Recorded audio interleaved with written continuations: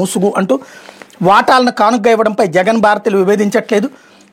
NCLT తన పరిధిదాటి ఉత్తర్వులు జారీ చేసి చెన్నై ఎన్సీఎల్టీలో సరస్వతి పవర్ అప్పీలు అంటూ ఏదైతే జగన్కి అనుకూలంగా మొన్న తీర్పు వచ్చింది కదా, ఏదైతే విజయమ్మ వాళ్ళు దొంగ కాగితాలతో, అంటే అక్కడ చేసింది ఎవరు, షర్మిల చేసింది, దొంగ కాగితాలతో మా దగ్గర కాగితాలు లేవు అని చెప్పేసేసి అసలు కాగితాలు ఒరిజినల్ కాగితాలు అట్లాగా ఉండగానే ఓ నోటరీ కాగితాలని బేస్ చేసుకుని షేర్స్ మార్చేసుకుంది.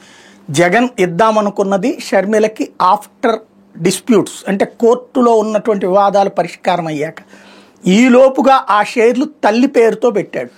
మధ్యలో కొన్ని రోజుల పాటు ఒక కోర్టు తీర్పు కారణంగా ఆ అటాచ్మెంట్ని తొలగించింది న్యాయస్థానం, ట్రిబ్యునల్.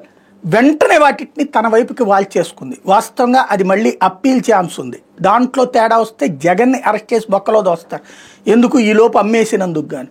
అందుకని జగన్ అక్కడ రివర్స్ అయితే లేదు ఇది మా అన్న ఆస్తి లాగేసుకుంటున్నాడు అన్నటువంటి కోణంలో ఆమె తీసుకొచ్చింది. అసలు నిజాలని వక్రీకరించి వార్తలు రాసే నీచ జర్నలిజం ఆంధ్రప్రదేశ్లో ఉంది కాబట్టి దాన్ని ఆ కోణంలో నుంచినే ప్రొజెక్ట్ చేసుకొచ్చే ప్రయత్నం ఇంకా చేసుకుంటూ వస్తున్నారు. లేకపోతే